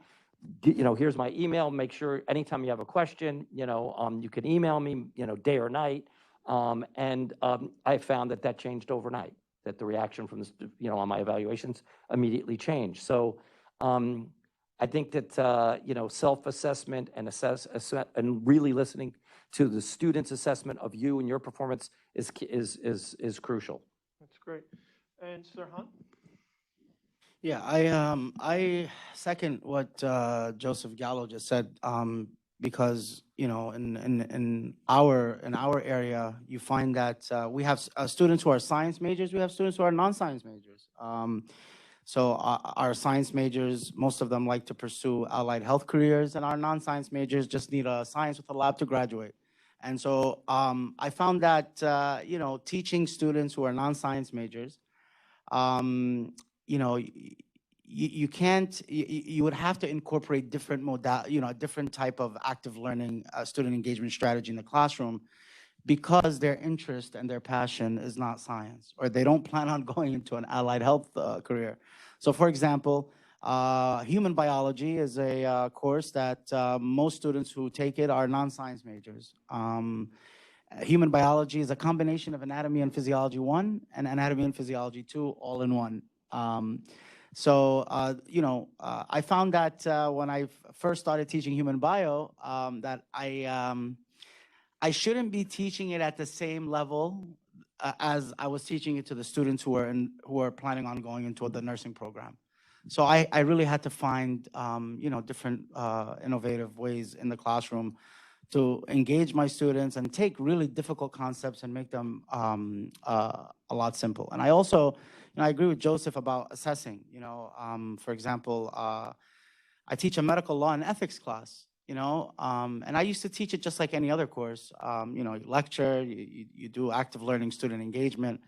When we started doing assessment, really, and our division, we do a lot of assessment. One, because our accreditation bodies, they require that we do assessment. And two, I found that assessment is really, it's one of the most important things you could ever do, because it kind of tells you a lot about how you teach and some of the things that you can do to really change, you know, what you do in the classroom. So for example, in medical law and ethics, I found that real case studies in history, you know, like, work so well and students love them. You know, we talk about things like abortion. We talk about religious beliefs and, you know, blood transfusions and Jehovah's Witnesses and things like that. And we bring about, you know, real case studies and it creates a nice dialogue in the classroom. And I found that to work really well. So I assessed, you know, one of the learning outcomes and using case studies, and we found that students did so much better. They performed so much better and understood the material a lot better when we incorporated case studies in the classroom. So I think it ties back to you know, just assessment as we progress. You know, sir, and it's interesting you mentioned that. I mean, one of the challenges I had in my sociology class from time to time is I'll have some students coming in from Rutgers because they're trying to get courses that aren't expensive and they're highly, you know, skilled and they can read very well. And I have students who are local from Jersey City who probably did not get a great education coming up and sitting right next to each other. I never forget this one class I had where the student was into the Frankfurt School, and which combines critical theory and Freud. And then I had a student here who was really challenged to just being able to be functionally literate, you know. And I say, well, how do I keep the standards of this class high and yet not let this other student fall behind? One thing that actually I think has helped me a lot, and you just remind me of, is that instead of using textbooks, I had them actually read particular sociological studies which have a narrative structure to it. That seems to work very well for a lot of our students, whether they're really, you know, well-skilled or they're struggling. That storyline seems to sort of matter in terms of them grasping it, and they can kind of, you know, get a better understanding of what you're talking about rather than some abstract theory. Anyway, sorry, I didn't want to hog the show here. But Jerry, same question to you. I think that's a good lead-in, right? Because you know, failure is not an option. The only way students fail is if they just don't do anything, and that's exceptionally rare. You know, I don't have students. It's very, you know, I'm very fortunate. I don't have students dropping the class. So if they leave, it's the first week, but after that, it's been like that for years. They don't drop. And the reason why is because I make it very clear that in this environment, you're going to make mistakes. It's okay to make mistakes. You're supposed to make mistakes. I'm not looking for perfection. What I am looking for is for you to learn how to do something very specifically. So we're going to work on this process. And as long as you get them to understand that it's okay to mess up, then it's a lot easier for them along the way to not look at themselves in a negative light. Because that's you know, self-esteem is a big challenge with a lot of our students when it comes into this area of academia. So now there's a minimum standard, right? So when you're writing, I always set the minimum standard. So with that minimum standard, okay, you're writing a paper, you know, 500 words, you know, 4 different sources, minimum. These are all minimum, right? And you follow what I use, and everybody who knows me is familiar with, I use a document called Course Success. And Course Success is a manual that I put together of all the students' challenges that I had in the past, where I answered them and structured them in such a way that it's not repetitive. So they use this tool and they know how, for example, their subtitles are supposed to look. They use this tool and they know how to paraphrase. They use this tool and they know how to format their references. They use this tool and they know how their final paper is supposed to look. So when they make mistakes, I refer them back to this tool and I'll say, look at what you wrote and look at this template. What's wrong? So now they're doing the compare and contrast and they're picking up their mistakes. So the first part of the semester is the hardest part. This is where you put in all the work for the, you know, it takes about three weeks, sometimes 4 weeks. And during this process, it's a process of you teaching them step by step what to do. And when they make mistakes, you have them redo it. Their first assignment, and only their first assignment, they get a redo on. So if they got 70 or lower, they get to redo it. So now that they've redone it and they get higher than 70, and I'll let them do it over again until they get 70 or higher, now they know the basics. So there's no way from this point on moving forward that you can ever get lower than this grade that you got here because you've done it over and over again. As the semester moves on, I'm going to ask you for more, but the structure is the same. So in other words, if you know how to write one solid paragraph a particular way, then you know how to write 15 of them because it's the same structure. It also sounds like an excellent practice for getting them used to the idea of revising. I think a lot of our students think you sit down, you write it, and you hand it in. And for them to have an incentive to revise is quite good. Joseph? Can I build on that as well? Sure. I also want to ask, is Dr. Lamb at Nabil's house? I was just curious. I didn't know if he was or not. I always remind students that FAIL stands for First Attempt in Learning. And that's, I think, a key thing for them to know. And you know, when I remember being a student myself, and especially in graduate school, and I remember distinctly writing in my journal that I learned more from a crashing failure than I do from a soaring success. And I'll also write on the board, it's an anonymous quote, but it's, if you're not making mistakes, you're not trying something new. And I think that taking the stigma out of the F, you know, is, you know, really, really important in terms of the student's ability to grow and not being fearful and having this obstacle that they have to get our from. student presenter today about having courage and being willing to try and fail and not have that be stigmatic.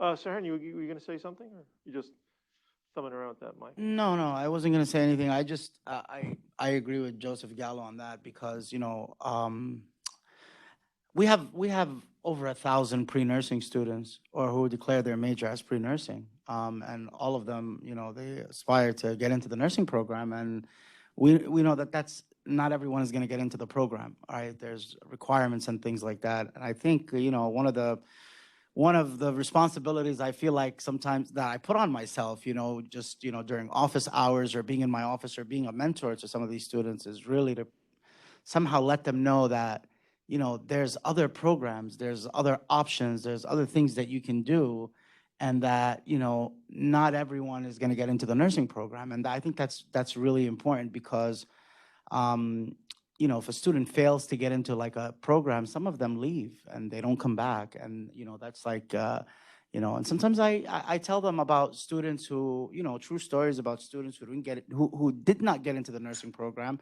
went on to pursue their bachelor's in an allied health field and came back and got into an accelerated program, or, you know, so, you know, preparing our students that, you know, preparing them for something like this, that it could happen and it's not the end of the world, and it, you know, is, I think it's really, really important, you know. So I do agree with Joseph Gallo on that statement, you know. Taken. So we're doing. And just a quick chime in right here. You know, this is where authenticity comes in, right? I always encourage students to really, really, really understand themselves, because every different profession, whether you are a lawyer or an officer or working in a hospital, these are all different cultures, and you have to find a location, you have to find a career that matches who you are as a person. I always tell them that, like, this is your life. So you have to know yourself and know what you want. And it's okay if you're here in a community college and you don't know what you want, right? And this is what we talk about when I talk about success being holistic. Part of that is not forcing squares into circles. So they may not be a nurse. This is true. And they may not be a lawyer or an officer. This is true.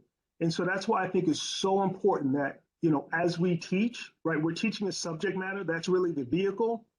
But it's so important to understand the holistic approach of helping them be resilient, helping them understand themselves, helping them explore. Those are key things that we can't let slide, because that's how you become the professor that has the most influence on a student, and they know how you make them feel. when they were having tough and challenging times, and that's important to keep in mind. No, that's really important. I bet we've all had students who their parents have been pushing them in a certain direction, and the student comes to you and tells you that this is not the direction they want to go in. And you're in a very important place there, a very, very important place. I've had some Filipino students who, the families want to be nurses in the medical field, and they don't want to do that. And being married to a Chinese Filipino woman, I know the kind of pressure the family puts on them. And we have a very important role to play there, supportive, but also that could be a little disruptive, and it's a kind of, a little sort of gentle but important part to play. Okay, we're doing pretty good on time, maybe a little behind. So in the next section, I'm going to ask us that we keep our responses to maybe a couple of minutes. So here's the next. So this is a more empirical question for us, a series of questions. Can you tell us what you know about our students? You've already mentioned some of this. Who are they? Or at least who are they in your class? How do their life circumstances affect their performance in your classroom? And what can you realistically expect from them? And what are some of our students' limits, and how can we successfully work with them? You can answer that however you want. It's a series of questions there, but I think you got the spirit of it. Jerry, we're going to start with you this time. Okay, so the overwhelming majority of my students are all attending college for the first time. They're the first, generation college students. So that's my students. Some of them, well, a lot of them, a great deal of them, we don't have a prerequisite for English 101. So a lot of our students are, in remedial English. And that's why, it's so important that I establish in my classroom, the basic stages of how to write, how to do assignments, and give them examples and show them step by step of what to do. And I have, for example, 5 different activities, but each of those activities lead up to the final document. So, that's our students. Our students in our program are, first generation. They may have language barriers, writing barriers. And that's why it's so important to provide support and template and student engagement, because with the advanced students, if I come across advanced students, I will let them know, look, I expect you to do twice as much. And when they don't, I'll pull them to the side. I said, well, why do you only have 5 sources? Why are you not doing 10? Right? You're not maximizing your potential.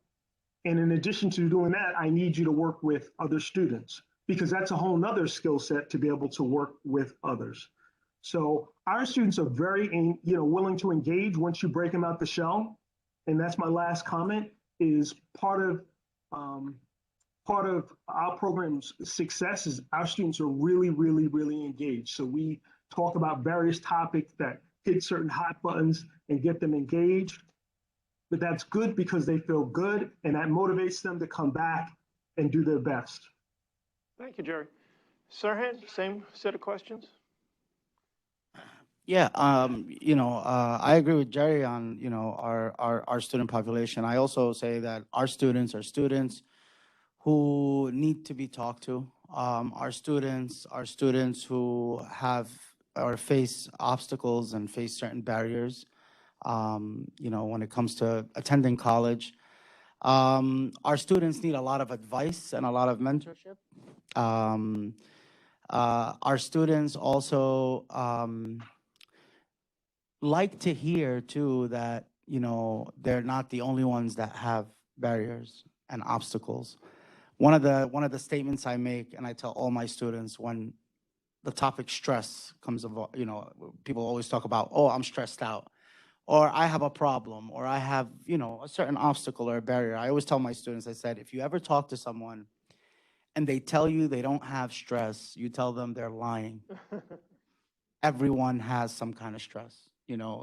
It could be, work, it could be financial, it could be your children, it could be your significant other, So, when you communicate with your students and you let them know that this is true and it exists everywhere, in a way they become more comfortable, right? That's one. And two, they come back and they have someone to talk to, right? And believe me when I tell you, one of the, and I know we're limited on time, but one of the stories that I've experienced or I shared with a lot of my colleagues. I remember one day, I think this was maybe 6 years ago, 5 or 6 years ago, I had someone come to my office and he said, my name is so-and-so, and I'm from the homeless shelter, homeless shelter, and I believe it was Jersey City homeless shelter. And do you have a minute? And I said, I'm about to teach a class, and I have a class in about 5 minutes. He's like, I just want to give you my business card. This is my card. If you ever have any students who face, they have homelessness issues, and so on and so forth. Make sure, you have them reach out, or you can reach out, and so on and so forth. And I said, okay, great. I took his card, and I remember putting that card in my wallet, and he left. The following day, I was teaching an anatomy and physiology class at Essex County College, not at Hudson County. And I had a student who hadn't attended class for the last several weeks. And so she wanted to talk to me after class, and she said, I'm living in my car with my daughter. I'm not kidding. True. Following day, not the following week. And I said, I cannot make this up. Just yesterday, somebody gave me a card. And so, I went on, and I spoke to the student and stuff. And I actually picked up my own phone, and I called this person.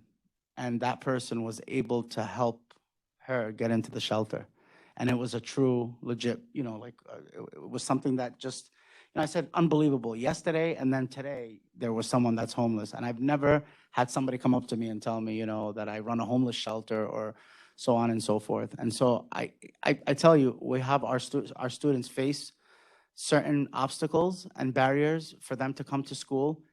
And as a professor, one of the advice I give a lot of my adjuncts is, listen to what they have to tell you, and you can make the difference in them staying in school. And that's very, very important. Don't take anything, throw anything they say out the window. There are people who are truly in need who don't have $1.50 to come to college. Okay, thank you. Thank you, Sir. Joseph? And if you can be as concise as Sir Harry. I don't know if I can. I agree with Dr. Lamb about the, our demographic. Jersey City is, I believe, the most diverse city in the United States with a population of over 250,000 people, and our population certainly reflects that. I think, though, the one other thing about our students, besides being the majority being the first to go to college, et cetera, and so forth, is that they come to us as a blank slate in a way. And I'm just going to use my department as an example.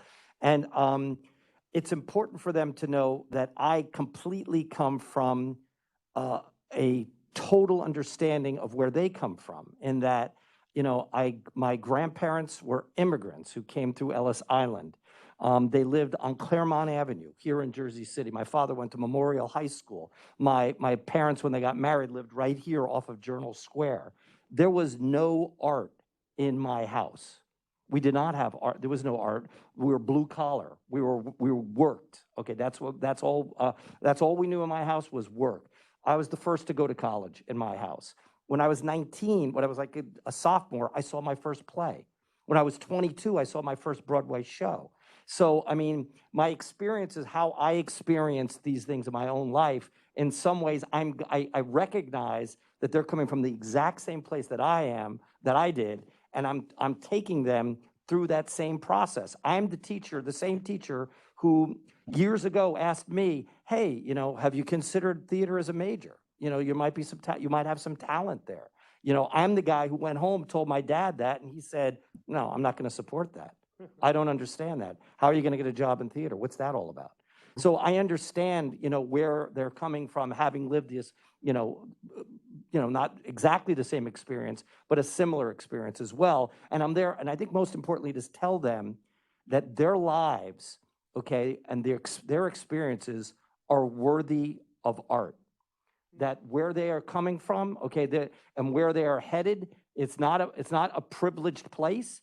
Anyone and everyone should be allowed to go there and should be allowed to create and succeed in, in the arts. And that's all I'm going to say on it.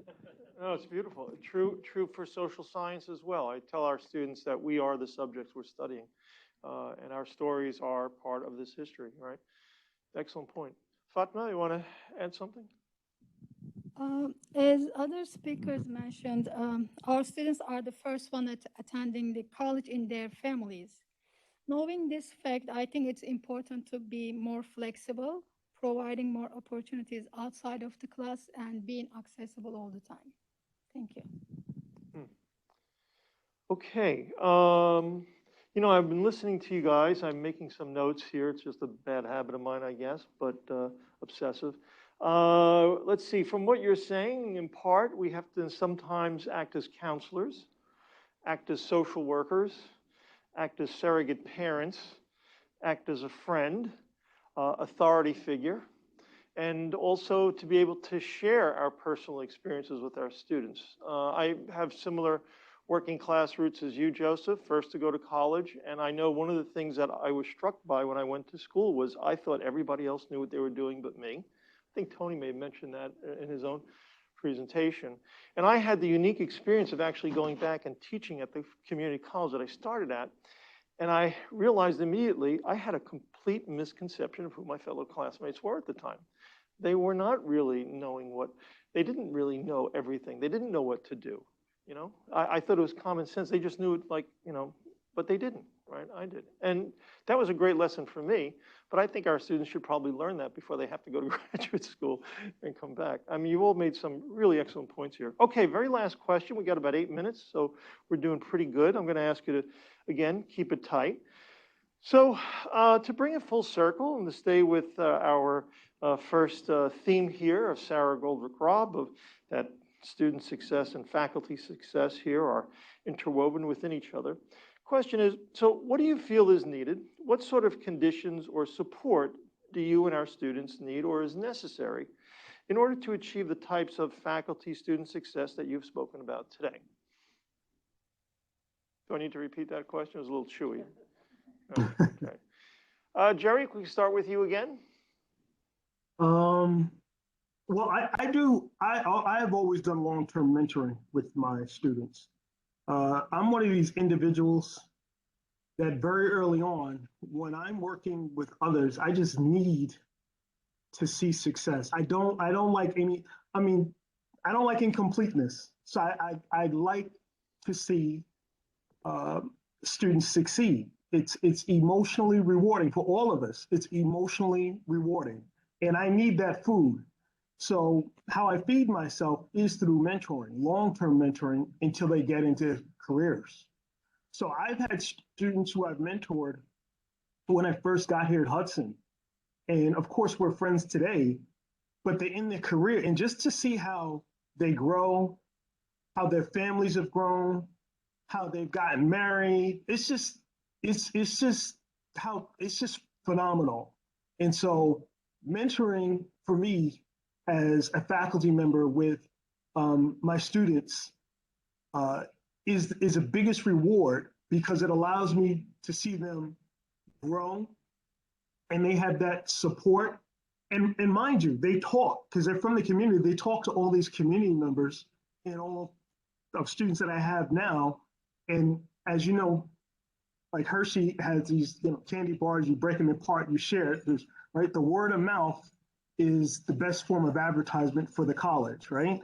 And I'm authentic to myself, and that's why I do mentoring. And so if everyone's authentic to who they are, whether it be the arts or anything that they're passionate about, students are going to be very, very comfortable approaching you, and you're going to feel comfortable assisting them any way you can.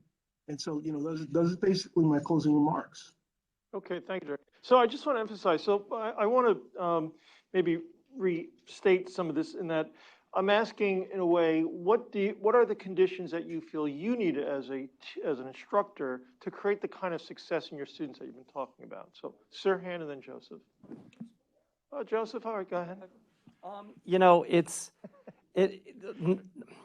I can't speak for everyone, obviously, but I don't think any of us who are on the faculty end went into this for the money, okay? We all went in this because of love. We love teaching. We love the exchange between the teacher and the student. We love that relationship, okay? And like any relationship, you want to feel love in return, right? You want your love to land somewhere where you feel respected. And I think, I got Dr. Reber in front of us, and really, love and respect from the top. And I feel that from you. And so, with that said, that gives me the ability to say, I'm wanted. And if I'm wanted, I got a lot of love to give. It's a little like, the metaphor is a little like, being on the airplane, right? I got to put my oxygen mask has to go on first before I can put the oxygen mask on the student, right? So it starts at the top. That's all I need. I just need to feel loved and wanted. I'll give you a hug. Yeah. That's what it sounds I've been like. wanting to be honest. But. Yeah, it's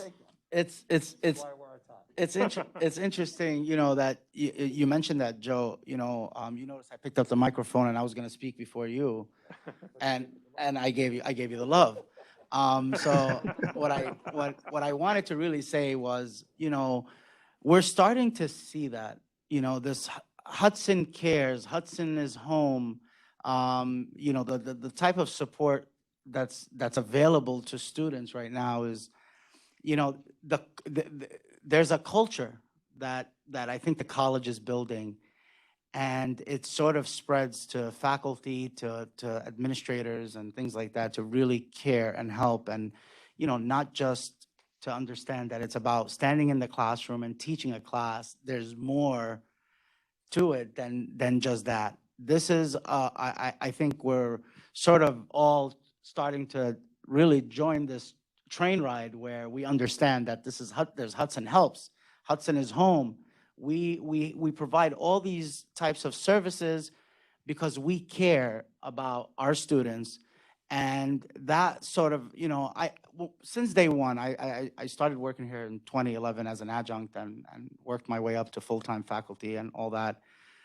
Nothing has changed about how I care about my students. I really don't. But what I'm starting to see is that more people are starting to really join this ride, to understand that our students need that support and need that help, and that it's available at the college. And so when you ask the question, what is it that we need? I think we need to really continue building on this culture, and we need to continue to educate even new people who are working here on what we do and what makes Hudson County Community College, very unique, and, what we have that's different than a lot of other institutions, really.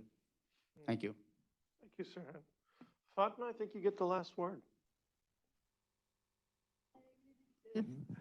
With the other speakers, caring is very important. And if students know that we are caring about them, they feel comfortable, and they also care about us, they respect us. Thank you. I just want to emphasize some of the things you guys have just said. We've all had students come to us, food insecure, housing insecure. I've had students who live in their cars as well. Students who I literally bought lunch for just because they were that desperate. And other things, sexual violence, many things. And you wonder, how can a student even possibly focus on their studies? I know for me, I got to go to a medical checkup. I'm not reading anything, right? You prioritize, and you wonder, how are these students day after day, month, semester, how can they possibly do that? And in fact, they can't do it. And having programs at our school that, we have a pantry, which is fantastic, right? Other issues about support services for students are utterly, utterly essential for them. So it is a sort of holistic project. Well, anyway, thank you all very much. Let's give them all a nice hand. Thank you for being patient with me. We have finished exactly on time. And Joseph, I want to thank you very much. Sirhan, Fatma, and Jerry, thank you very much for your thoughtful and reflective comments.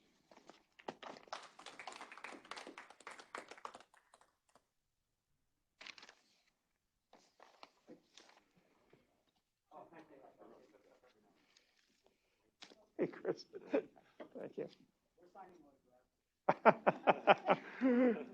Cheaper than what we usually sign them for.